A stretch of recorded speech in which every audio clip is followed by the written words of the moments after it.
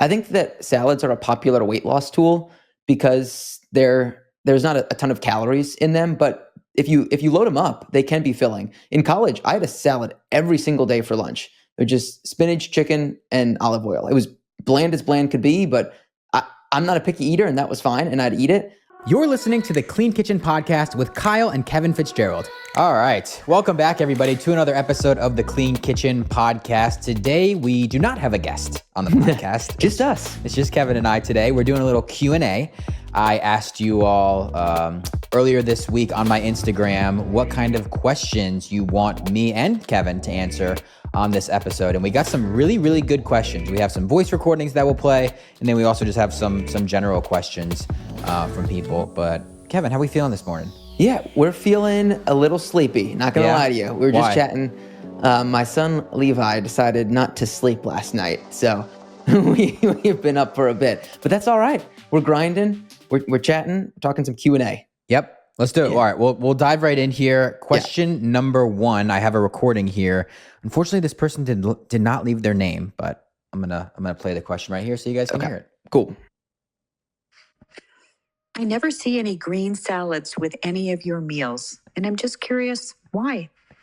Did you hear that? Yeah, first of all, this woman, incredible voice, could record audiobooks or like that app where it reads you a story and then it like soothes you and puts you to sleep. Just immaculate voice. I need to find out who this is. If this is you, I don't have a name, I don't have an Instagram, I don't have anything. So if this is you, somehow reach out to me, DM me and tell me that this is your question because yes, Kevin is right. This voice is incredible. Absolutely incredible. I thought it was AI in the beginning because it's so perfectly sounding. Yes.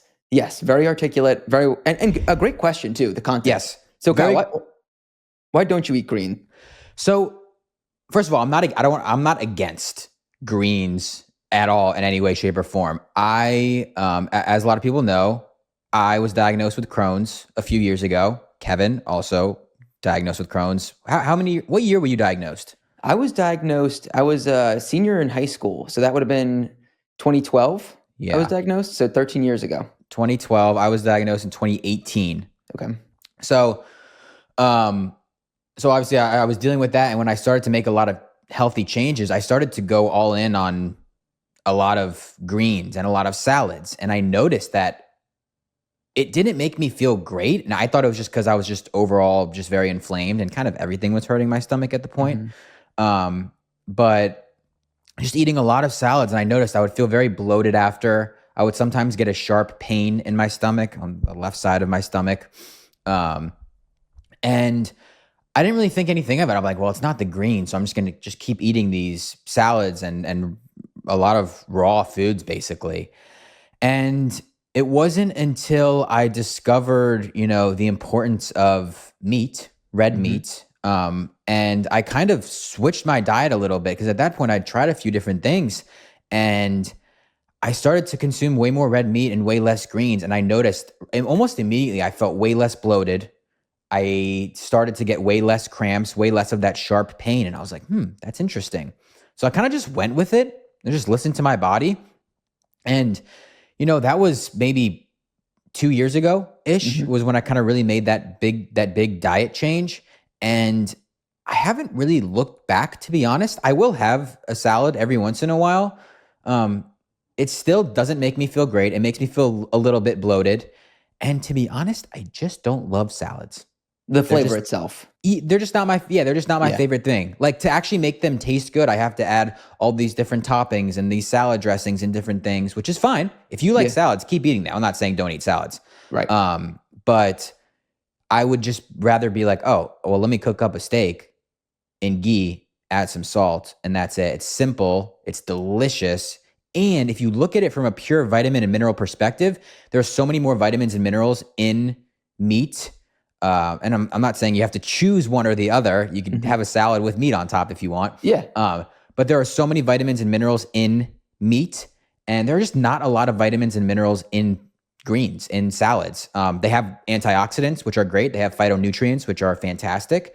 The vitamins and minerals aren't that well absorbed by the body. And this is what a lot of people are saying on social media now, that a lot of greens and vegetables can contain anti-nutrients or basically they contain anti-nutrients, which can prevent the absorption of certain minerals in your body. So I'm not out here saying don't eat vegetables, don't eat salads. If you eat them and they make you feel good, keep eating them. But for me, they just don't agree with me, I guess I would say. Yeah, I think that's the key. If they make you feel good, keep going. I think that salads are a popular weight loss tool because there's not a ton of calories in them, but if you load them up, they can be filling. In college, I had a salad every single day for lunch. It was just spinach, chicken, and olive oil. It was bland as bland could be, but I'm not a picky eater, and that was fine, and I'd eat it. I used the spinach, yeah, so that was easier to digest, I think, on my stomach. Then lettuce? That was the lettuce for me. That was the base. Yeah. What do you mean that? So the spinach was easier to digest?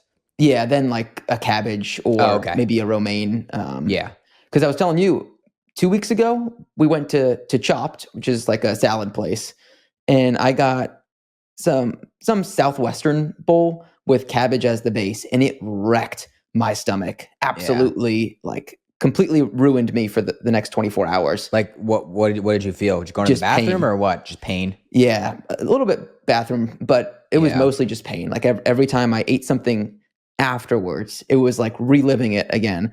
So that's something that I try and avoid is like the really cruciferous vegetables that can hurt your gut. And I think the reason, doing some research, is because they have something called oxalates in them, and that can just be tough on the gut there. So this, if it works for you, keep doing it. If it doesn't work for you, don't feel like you have to force it.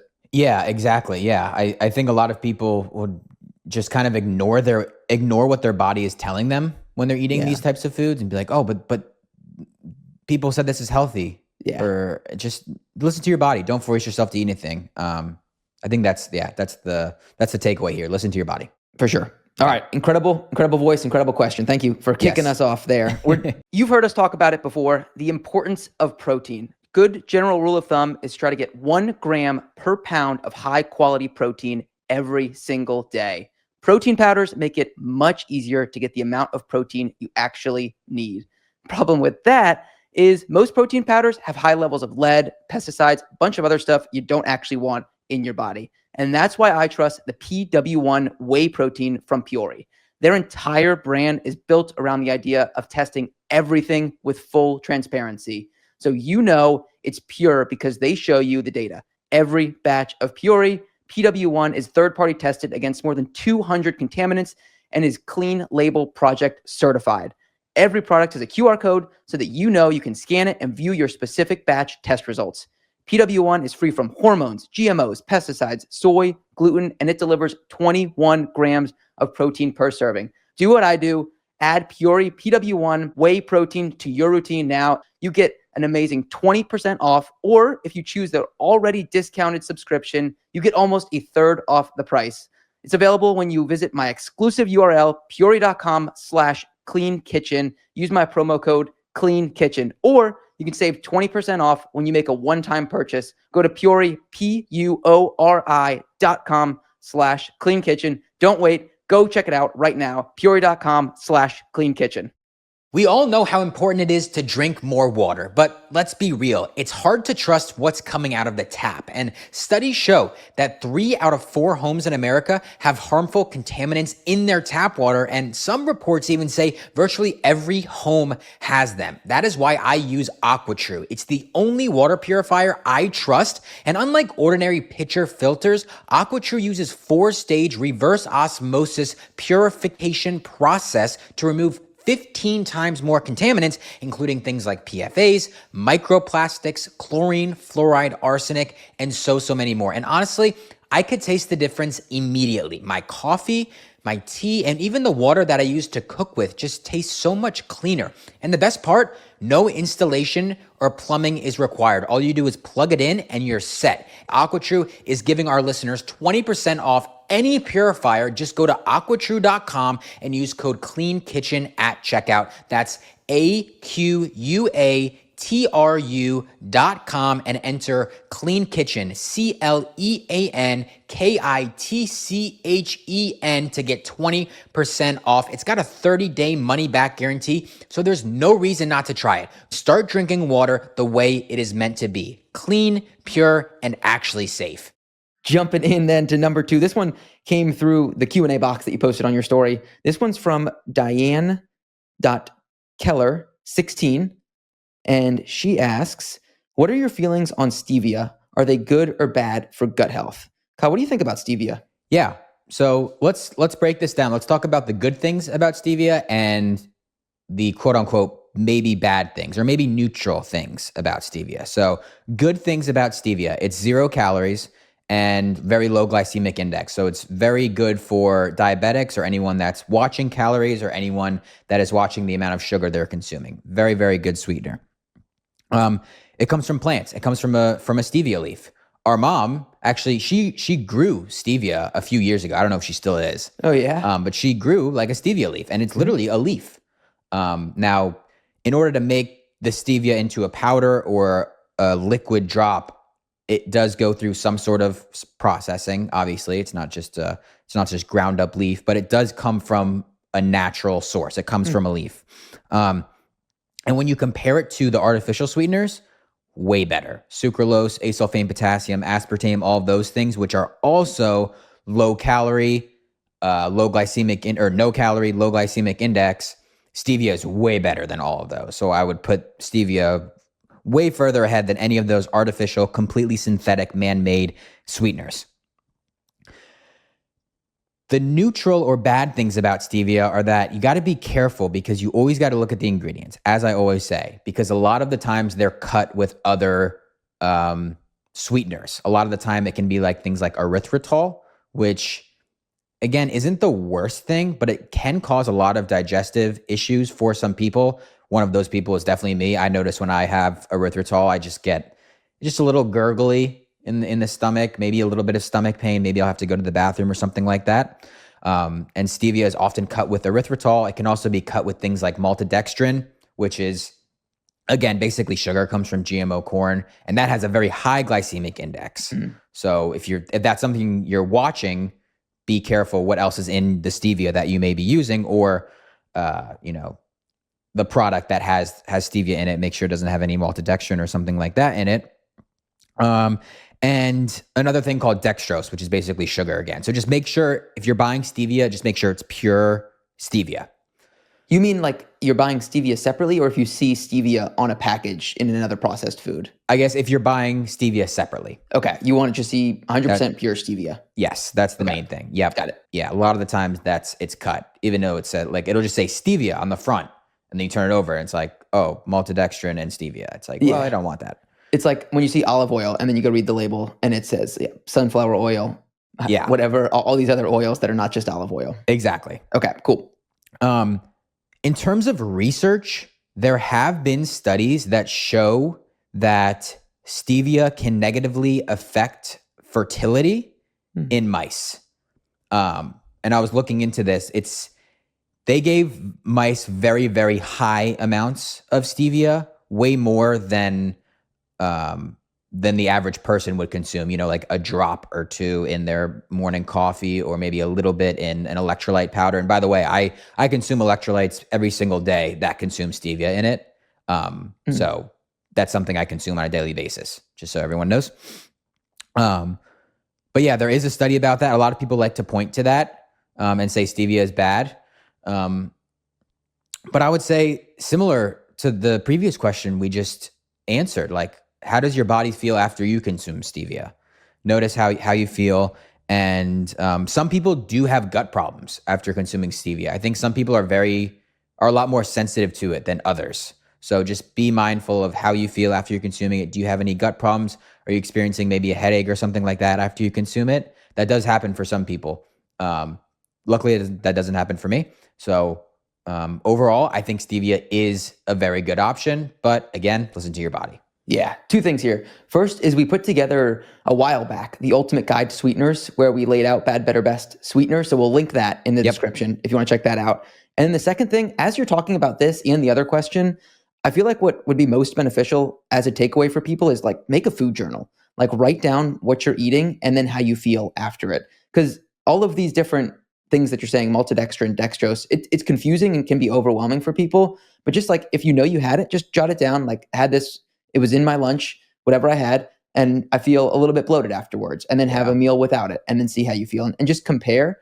And do this for 2 weeks to 30 days, and you'll gain a lot of information about how your body reacts to all of these different things. I love that. Yeah. You'll start to see patterns. Yes, for sure. Yeah. Highly recommend doing that. Yep. Cool. All right.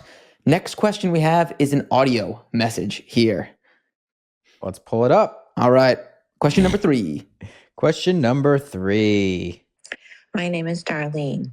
What do you think about reusable storage bags? Sometimes glass just isn't practical.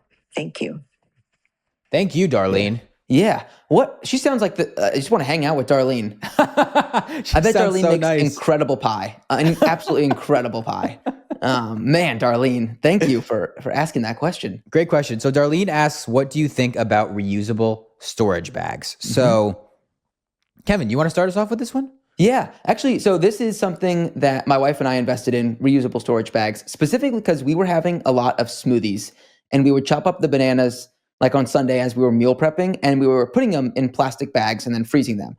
2 reasons that we switched. One is because we were trying to avoid exposure to plastic. And then 2 is because it was just a waste and it was using a lot of money. We're buying so many of these plastic storage bags. And so we bought reusable ones, which we found some silicone ones, which are great. So you're avoiding the plastic, which is always a goal. And then you're also saving a bunch of money because you're not having to go buy them out. I will say it's a little bit annoying to clean these bags every so often when you're using them, but certainly a better option. I think there's pros and cons to this one, but I think the biggest, from my perspective, is avoiding more plastic exposure than you need to. Yeah. How do you clean it? You literally just put soap in it and just sponge and wash it normally. Yeah. I guess specifically the cleaning that I remember being frustrating was having it air dry a sufficient amount of time, because if you don't, it'll get moldy and gross in there. And so really make sure you let it air dry before you put food back in. Interesting. Yeah. So in terms of a swap that I know of, there's this brand called Hold On bags, which I know a lot of people use, and I think they're great. They're free of BPAs, PFAs, things like that. I was trying to figure out what they're exactly made out of. It just says they're made out of a combination of plant-based and compostable materials. But they're basically like, I feel like it's probably different. It's different from what you're talking about. It's not silicone. It's almost more like a regular, basically taking like a lunchbox plastic baggie, kind of like that. But a little bit more durable and not completely made from plastic. Yeah. I actually don't have them. I've heard great things about them. Because I do normally just try to use glass whenever I can. I just have a bunch of glass Tupperware that I've bought from Costco over the years whenever it goes on sale. Yeah. But yeah, and just like another note on this is, if you're not heating things up to high temperatures, or it's not like sitting out. So if you're keeping it in the fridge or the freezer, I think it's less prone to releasing microplastics or any other plastics into your food. So I wouldn't worry about it a whole lot. Obviously, you don't want to be using plastic Tupperware and then heating it up in the microwave or something like that. That's going to leach these microplastics and chemicals into your food. But yeah, I'd say I guess those are the two best options. If you can't do glass, look for the silicone one or this brand called Hold On, made of plant and compostable materials. Yeah, definitely. I think this is one of those good swaps to make. But like you said, if it is something you're putting in the fridge, then hopefully it's not doing too much damage just having it in a plastic bag. Yeah, exactly. Yep. Yeah. Cool. All right. I did find a fun fact about that a good quality silicone bag replaces about 5,000 single-use baggies. So pretty impressive. So also for the moms out there that are making lunch for their kids, or dads that are making lunch for the kids that are putting like a sandwich in a plastic bag, check out, and maybe that's a swap you can make. Oh yeah. That's when I would definitely recommend this brand. Hold On. There you go. We'll link them in the description too. Link them on Amazon. Yeah. Yep. Yeah. I didn't even think about that. Like making sandwiches every single day, or just loading up snacks in different bags. Yeah. Yeah, for sure. I mean, I remember it was probably a few different Ziploc bags we had in our lunch every single day. yeah. A sandwich, snack, Sandwich, Oreos, Oreos. pretzels. Oh, I remember so many Oreos. So many Oreos. Double stuffed. Double stuffed. Yeah, except mom wouldn't let us get double stuffed a lot, I feel like. No, there wasn't one. No, that was a treat. That was a treat. Every now and Yeah. then. Yeah. All right. I'm excited for this next question here, Kyle. Oh This boy. is a great question. This one comes from Elizabeth Sprice or Elizabeth's Price. I'm not sure where the S is falling on that one, but thank you, Elizabeth, for your question here. Elizabeth S. Price, maybe. It could be Elizabeth S. Price. We've got a lot of variations here on this one. But she asked, Kyle, are you still taking AG1? And then if not, why did you quit? And first, start with what is AG1 for anyone that hasn't seen it, and then answer that question. AG1, and I'm sure a lot of people are familiar with it, but AG1 is basically the ultimate like multivitamin, multi-mineral supplement. It's a greens drink. It's a powder. You put it in water, mix it up in the morning. Boom. You have hundreds of different adaptogens, vitamins, minerals, phytonutrients, all these different things. Functional mushrooms, there's a lot of stuff in there. Okay. And yes, I was taking it for probably 2 years, like consistently every single day. I am not taking it anymore. And honestly, this kind of ties back to the first question. When I made that switch from eating a lot of salads to eating more meat-based things, more like meat, fruit, cooked vegetables, and things like that, I kind of sat there and thought to myself, I was like, well, there's basically just a bunch of vegetables in here, along with a bunch of vitamins and minerals. I was like, maybe I shouldn't be taking this or drinking this every morning. We'll rewind a little bit. When I started taking it, I actually did feel very, very good. I've talked about this on my story a lot.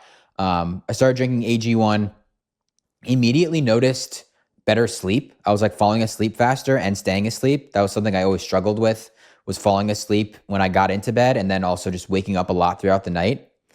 I don't know exactly why. I'm thinking it maybe because the magnesium in there and maybe some other nutrients that I could have been deficient in that weren't allowing me to stay asleep. I also noticed a lot more energy throughout the day, like no afternoon crash where I would kind of get tired. I would just notice like more sustained energy. So I felt really, and my digestion, I actually did feel like it was improving my digestion for a little while, just going to the bathroom more regularly. So those 3 benefits I did notice, and I continued to take it basically every single morning for 2 years. It would be the first thing I put in my body, and it became part of my morning routine. Like it was a ritual. I enjoyed. A lot of people hate the taste. Yeah. I enjoyed the taste of it. I loved it. I think it's a great product. But when I made that switch, I was like, let me cut this out for a little while and just experiment. Let me just stop taking this for 30 days and see if any problems arise, or maybe I start to see a decline in my sleep or less energy or anything like that, or like less or worse digestion. So I stopped it for about 30 days and I didn't notice a difference. I still felt really good. How long has it been since you stopped now? It's probably been at least a year. Okay. So it's been a while since you've been off of it. Maybe longer. Yeah. Yeah. Maybe like a year and a half. And the switch coincided with when you went with the more animal-based diet. Correct. Yeah. Okay. I just kind of thought, I was like, should I be consuming all of these vegetables and like raw vegetables, I guess? And if you look on the back of AG1, it just has it lists out all of these different whole foods and superfoods, but it doesn't tell you the amount of each of them. So you don't know what the specific amount that you're getting of every single one of those is, and they just kind of say it's a proprietary blend. I honestly still think it's a great product, and I think it can be very beneficial. Like it totally fills in the gaps in your diet, like where you may not be getting enough vitamins, minerals, or whatever it is, fill in the blank. So by no means am I saying like it's a bad product. I still think it's a good product, but I experimented without it for a little while. I still felt good. I got my lab work done. All my vitamins and minerals were still in check. And I was like, okay, maybe I don't need this supplement anymore. Maybe I'm getting enough nutrients from my foods. And that was basically it. I haven't really looked back since then. So that's kind of been my journey with AG1. Yeah, that's good. I think it's important for people to know that they can adjust and they don't have to get locked into something if they start Yeah. taking it and they realize there's better things out there or just different things. So I think that's one takeaway that I have hearing you. And then the other is that this is a supplement. Like AG1 supplements a strong diet, just like any other supplement does. Protein powder, fish oil pills, organ pills, all of it. It's a supplement. And if you are improving your underlying diet, hopefully you will need less supplements because you're getting more and more from the actual food that you're consuming. But for the average American, you're just not getting that from your food. If you're on the standard American diet, you are not getting enough nutrients from your food alone, and you have to supplement. So I think AG1 is an excellent way for people to bridge into this world. And to the extent you can completely reinvent your diet and move off of the standard American diet, then maybe you also move off of AG1 with that and you get enough from your food alone. That's the way that I'm hearing it from you. Yeah, I think that's 100% correct. And looking back on it now, I didn't really realize it in the moment, but I think I was very deficient in a lot of vitamins and minerals. And then I started taking it, and then it just like my body was like, oh, okay. And then all of these things started to improve. Yeah. But yeah, like then once I got my body working as it should and consuming the right foods and consuming the right vitamins and minerals, I just didn't need it anymore. And you're right. It's called a supplement for a reason. It's supposed to supplement with it. You want to try to get as many vitamins and minerals from your foods that you're eating from real whole foods. Yeah. So how many supplements and what supplements do you take right now? Yeah. So as I've gotten more and more into my health journey, I take less and less supplements over time. That feels like that should be the goal, right? Yeah. I think so. Yes. Yeah. Yeah. So right now I take Armra colostrum. Colostrum is the first thing that all mammals produce within 48 to 72 hours after giving birth. It's ridiculously nutrient dense, contains over 400 bioactive nutrients. It's the first thing a baby receives when they're born. So it makes sense. It has everything that you need. So I take 4 scoops of Armra colostrum in the morning. That has greatly improved my digestion. That has greatly... I'm not supposed to make like certain claims, but don't get yourself in trouble. I think the wording that I'm allowed to use is that everyone else is getting sick around me and I'm not. So it really helps. It helps support your immune system a lot. Like that, I've noticed a huge difference. How long have you been taking Armra for? I started taking it March of 2023. So just past 2 years. Just past 2 years. Okay. Yeah. And why is it because you can't get colostrum from food? Is that why it's something you view as a supplement? Right. Yeah. It's not in food. Yeah. Right. Yeah. Okay. So you take Armra. I take Armra. I take Seed Symbiotic. Yep. And sometimes I'll like rotate probiotics as well. There's another brand called Just Thrive that sometimes I'll go back and forth between. It's good to switch up the bacteria that you're getting every once in a while. Those are the main 2 things that I take consistently. Sometimes if I do get sick or if I notice something coming on, maybe I'll take like some extra vitamin C or vitamin D or zinc or something like that. But that's not an everyday thing. Yeah. I do use the Beekeeper's Naturals throat spray, like almost on a daily basis. I think it's just an easy way to boost your immune system. Again, like I guess when you think about it, like even my supplements are real food. Like colostrum is real food, contains hundreds of nutrients. This Beekeeper's Natural spray, it's mostly propolis, which is a real food, contains hundreds of different things. So yeah, I'll use that spray. If not every day, like every other day, just a few sprays if I'm, about to film or sing or whatever. It's just really soothing to the back of the throat and help boost your immune system. Super nutrient dense, contains antioxidants, vitamins, minerals. I'm trying to think what else. I don't think there's really anything else. Occasionally I'll take maybe like a functional mushroom supplement or something like that if I'm experimenting. Electrolytes I take every day, which is kind of like a supplement. Yeah. Yeah, I'd say that's really it. That's pretty much it. Yeah. And then like some protein powder. Yeah, some protein powder. Yeah, Flav City protein powder, or maybe like a bone broth protein powder every once in a while. As like a midday snack, or maybe even like as a dessert. I love putting the Flav City protein in like yogurt as well to make like a nice flavored yogurt bowl. Yeah. It's almost like a different category, I guess, protein powder. Yeah. It's like it's a supplement, but I view it a little differently. Yeah, I agree. Yeah. Okay, cool. So that's AG1, that's supplements. Elizabeth, excellent question. It's also Thank you. good to like. Thank you, Elizabeth. If you see Kyle talking about something and then he stops talking about it, ask him about it. Yeah. Let him know what you're thinking. Yeah, fully transparent here. Yep. Cool. All right, Kyle, next one. We got an audio message coming in. All right, here we go. Yep. Hi, my name is Stella, and my question is, what is the one thing that makes you the most annoyed, or what makes you get annoyed or upset? All right, Stella. Stella, coming in with the hard-hitting questions. What gets you annoyed? So I don't know if Stella is specifically referring to like things in the health and wellness space or ingredients or just in general. Mm-hmm. So I'll start with specifically in the health and wellness space or in the grocery store when I'm walking around.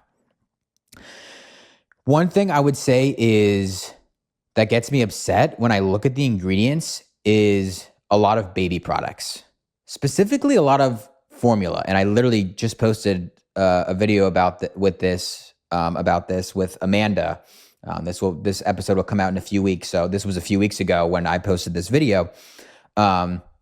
But the FDA is finally updating the nutrient requirements of baby formula for the first time in 25 years. And if you look at the ingredients in baby formula right now at the average store, it's like corn syrup solids is the first ingredient, which is like the main sugar source. And then there's a bunch of different vegetable oils, canola, soybean, sunflower oil. And then there's just a bunch of like synthetic vitamins and minerals. So I'd say that is something that kind of, it got me upset the first time I looked at it. I was like, how are we feeding this to newborn babies? Like, why? Like, why is this what we're giving them? Corn syrup and vegetable oils. So I'd say that got me upset a little bit. And then the other thing, or just like other, on the baby topic, like other baby products in general, like just like all these snacks that are marketed towards kids with their favorite cartoon characters or cereals or whatever. That it's so sad because like these big food corporations, they're almost like taking advantage of kids 100%. and toddlers and babies because they know that they're going to be drawn to those things, and they're loaded with the same ingredients, a bunch of added sugar, vegetable oils, preservatives, additives, nothing that a growing child needs to be putting in their body. Yes. I've said it before. It's show me the incentives and I'll show you the outcome here. Yeah. These companies are incentivized to make the most profitable products and attract the most amount of kids to them. And that they're excellent at doing that. And I understand why. Like I 100% get it. But if you understand why they're doing it, you just have a realization of it and you can come to terms with it. So I think that's important too. Just be aware of it. Yeah. And then the other thing, something that does get me upset, is, and this is again still in the health space, but watching commercials. Yeah. So I don't watch a lot of TV ever, but occasionally, like now the NCAA tournament is going on. I've turned it on once or twice to catch some games. Where are they? They're in the Final Four, right? Final Four as we record, yeah. Going into Final Four weekend. Oh, as we record, yeah. Probably. Will the tournament be done by the time this is out? Oh yeah. It finishes on Monday. We're recording on a Friday. Who you got? Duke all the way. Duke all the way. All right, we'll see if that turns out. Yeah. But I've turned it on a few times, and this is the same thing during football season too. And I would watch a few games or watch the Super Bowl or whatever. And every single commercial, it's like I can predict it. It's either a drug, pharmaceutical ad, Yep. It's fast food, or it's some sort of ultra processed snack, or insurance. Insurance. That's the only one I was going to add. Holy moly, insurance. The insurance ones, that's fine. You can keep playing those. Yeah. Liberty. Man, that's like stuck in my head all day.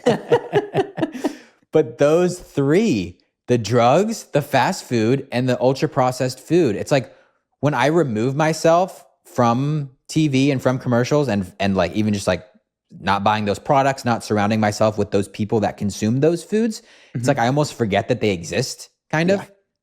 I'm in my own little bubble. And then I turn on the TV and I see these commercials and I'm like, oh my gosh, it kind of makes me go crazy. Yeah. And I'm like, are we seriously wondering why America is so sick? Like, I hope no one's still wondering that.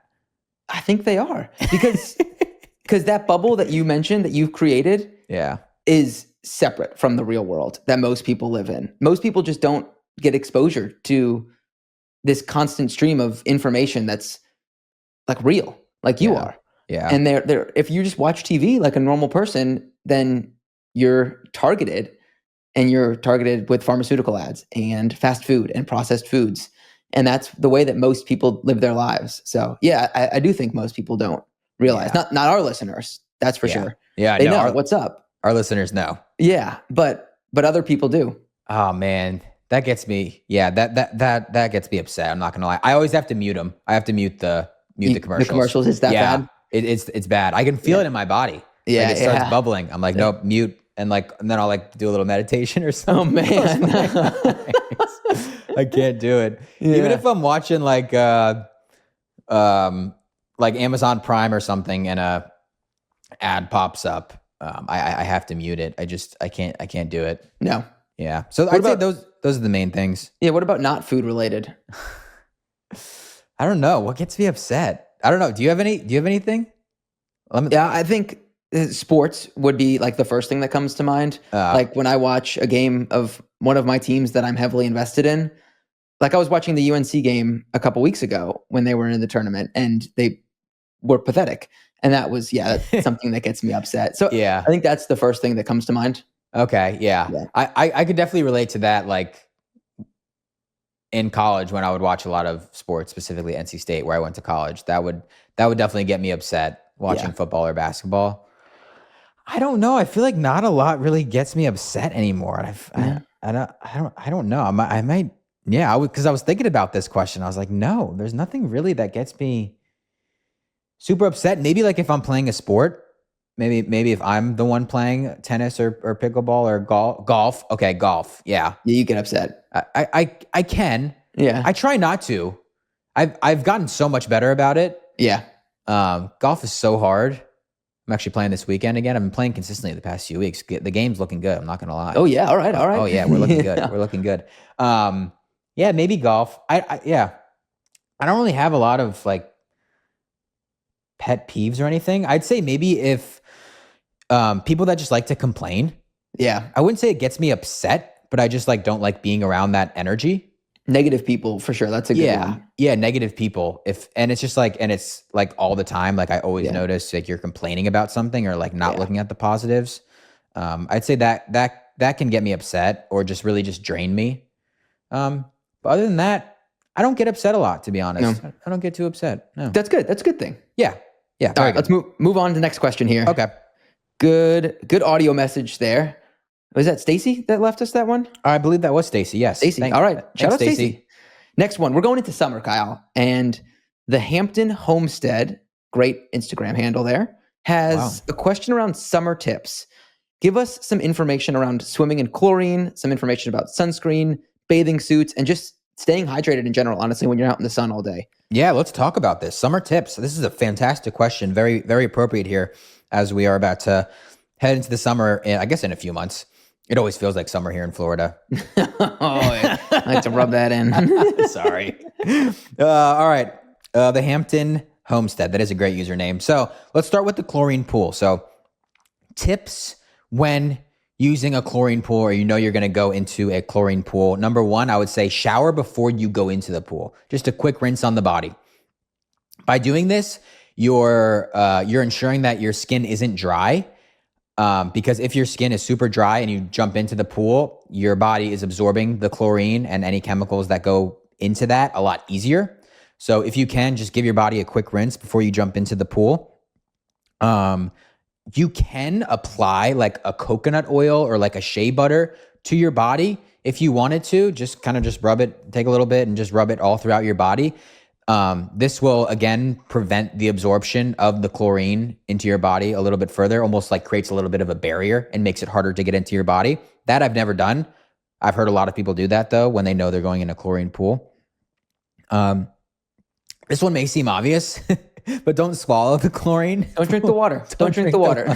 Which may be difficult. Like, I know a lot of kids, I think, maybe accidentally do that or do it on purpose. Yeah. Good reminder for the kids listening. Don't drink the water. Yeah. And parents, watch your kids and, constantly remind them, don't drink the pool water. Yep. There also might be some pee in there from the other kids. There's 100% pee in there.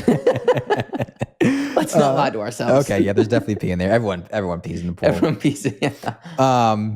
It was funny at the Airbnb in California. I've seen this sign a lot, but I hadn't seen it in a while. Where it's like, "Welcome to our ool." Yeah. Notice there's no P in it. Let's keep it that way. Let's keep it that way. It made me chuckle. Yep. Even though I've seen it a million times. And then also when you get out of the pool, rinse off right away if you can. This is just going to, kind of get the chlorine off of your body, prevent anything from further absorbing into your body. And you can even put like any sort of moisturizer or something on your skin as well afterwards. I recently learned that vitamin C can neutralize chlorine. So if you can find maybe like a moisturizer with vitamin C, or I think they make like vitamin C sprays or something like that.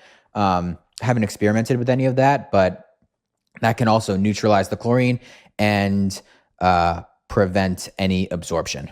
Okay. Yeah. So kind of doing some things to protect your skin here, both before and after, is the best way. But is going in a chlorine pool something you try and avoid or stress about, or is just like, you know what, it's all right? I do try to avoid it whenever I can. I'm not going in the pool a whole lot. For example, like the apartment that I live in right now, it's a chlorine pool. It's not salt water. Yeah. And I haven't gone in there fully, but like I'll stick my feet in and I don't worry about that at all. Yeah. I would jump in there a little bit maybe and go for a lap or two.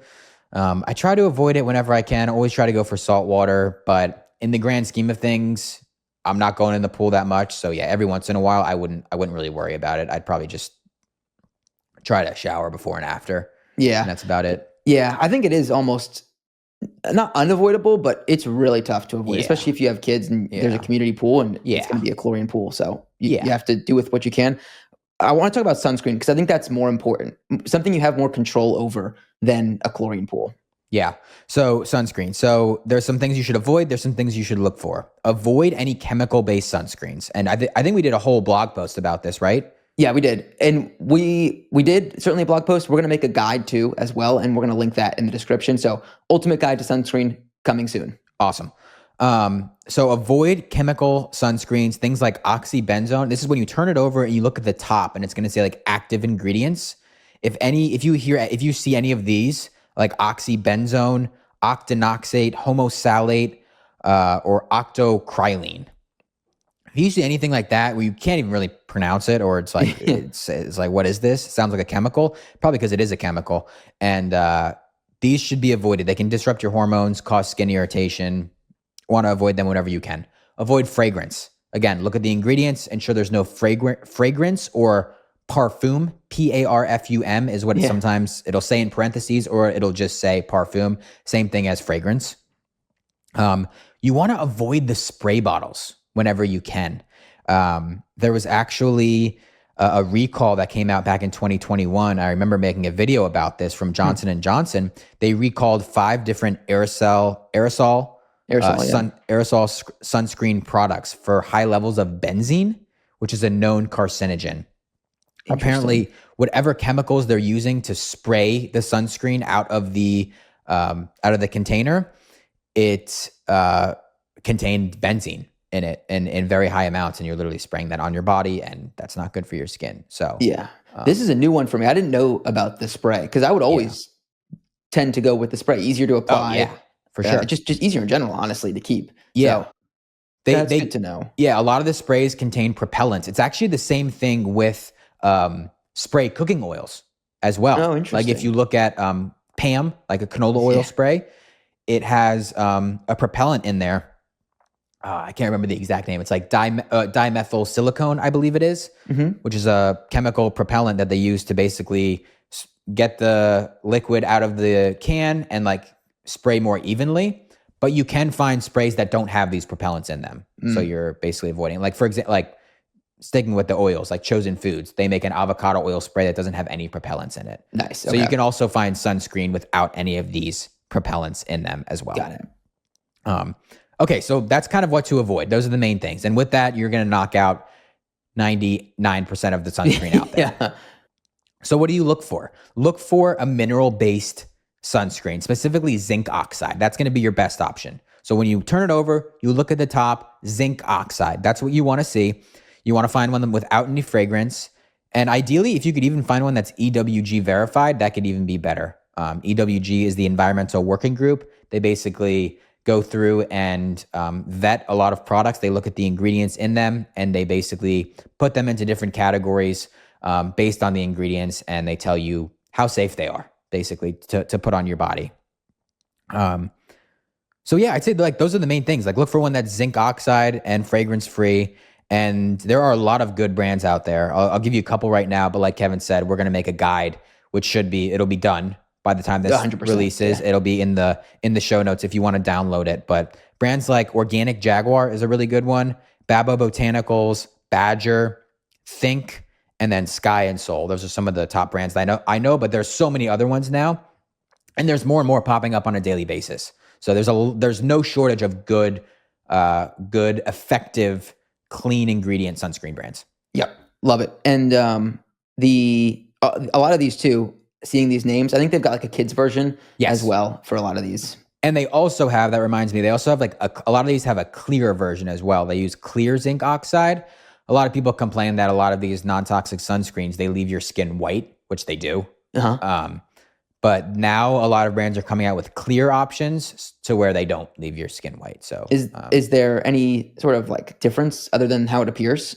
No, it's just basically how it appears. They say it's like clear zinc oxide. Interesting. So I'm not exactly sure how that works, but so more of an appearance thing. Yeah, if you don't want to look like a ghost. Get the clear one. Yeah, people like to look good when they're at the pool or their beach. For sure. Yeah. Okay, speaking of looking good, Kyle. Oh, yeah. What about bathing suits? What do I need to know about bathing suits? Bathing suits are a tough one because a lot of the times they're made from polyester or nylon or spandex or any other synthetic material, which, by the way, all of those things are made from plastic. They contain a lot of chemicals like BPA, PFAs, and phthalates. And our skin is absorbing that. Especially, I just made a video the other day, like especially if you're in the sauna, and you're wearing these clothes, you're opening up your pores and you're allowing those chemicals to get into your body even easier. And think about it, if you're outside under the sun, you also may be sweating, you're opening up your pores, and then you're wearing these plastic bathing suits. Nature's sauna. Yeah, exactly. Which, you're absorbing these chemicals, which have been linked to so many different health issues. So it's a problem. And unfortunately, I haven't really been able to find a good men's non-toxic bathing suit. There's this one brand called Bamboo Avenue where they make bamboo bathing suits. I don't know if it's 100% bamboo. It might be mixed with some other things, like with polyester or something like that. So what I do when I wear a bathing suit is I always wear organic cotton underwear underneath. Specifically, I love the brand Nads. We'll leave a link down to that in the description as well. Code Clean Kitchen will get you 15% off. But I always try to wear organic cotton underwear underneath the bathing suit because my bathing suits are. I don't think it is. No, it's fine. I wear like the tight ones. The boxer briefs. Yeah, I see. Okay. So I like wearing those when I play sports or when I wear a bathing suit. Got it. So no, it's not. I don't even think about it. Yeah. And like that's obviously like you want to protect the base layer at all costs. Because I think I don't know if my bathing suits are 100% polyester, but they're definitely mostly polyester. Yeah. It's very difficult to make. What I've learned, it's very difficult to make an organic cotton bathing suit. It's just not going to dry. It's going to be wet. It's going to be heavy. It's going to be kind of gross feeling. If anyone knows a non-toxic bathing suit brand out there, let me know. We do have one for women that Kevin found. Kevin, you want to tell him about that? Yeah. So the chip company Masa, which makes incredible chips, the best. also the best. It also got into the bathing suit service. So they make women's bathing suits, which I don't think they're organic cotton, but they are cotton. And they look very good. They're very nice. They're expensive. I will 100% warn everyone that they are expensive bathing suits, but they're a really good option for women out there that are looking for a non-toxic option. They also have a really nice towel on their website. I want that towel. Yeah, towel's a nice towel. Masa, can you please send me that towel? Yes, but the Masa chips also make bathing suits. Chips and bathing suits. Yeah. It's so funny. Their ads are funny because it's all these women wearing the bathing suits on the beach eating chips. Oh. That's a little creative. Oh, okay. That makes sense. Yeah, that is their vibe. Yeah. It's a chill vibe that they have going on. Okay. That makes more sense. I was really confused with that in the beginning, but that makes sense. They do market their chips as a lot of like on the go, like when you're at a party or on the beach or something like that. Okay. Yeah. So All that's right, now the I get vibe. it. That's what they're going for. I I think see you. their founder, which we need to have on the podcast. Yeah. His Twitter handle is like Tan Man or something like that. Oh, that's good. Yeah. All right. I want to meet him. Yeah. So he's cool. Okay. So that's all about both, or I guess all three, between chlorine, sunscreen, and the bathing suits. That's what you need to know about it. And then there was a quick follow-up question we had, which came from Lauren Simnil on Instagram. And good question on this. Should you avoid plastic kiddie pools? So kind of related to the summer topic. What do we know about that? Yeah, so this was something we did a little bit of research on, but if possible, yes, you should definitely avoid the kiddie pools when you can, because like the question says, like they are made of plastic for the most part. And when you're heating it, when you're outside under the sun, the plastic is heating up and it can leach chemicals into the water. And then obviously your kid can be absorbing that, especially if it's outside for a very long period of time. So ideally, I'd say if you could go for some sort of stainless steel tub or kiddie pool. I don't know if that exists, and I assume that's going to be a lot heavier and more difficult to set up. I'd imagine it gets so hot if it's in the sun. Yeah. Maybe silicone, like if there's a silicone one out there, that might be better. That would probably be, that'd probably be better. Yeah. But I know people get like those giant silicone vats and turn them into like a hot tub. Have you seen those things? Silicone vats? I don't Or think not so. silicone. Not silicone. What the Stainless word? steel? Stainless steel, like a big stainless steel tub yeah. and turn into a hot tub. So maybe it doesn't get too hot. I don't know.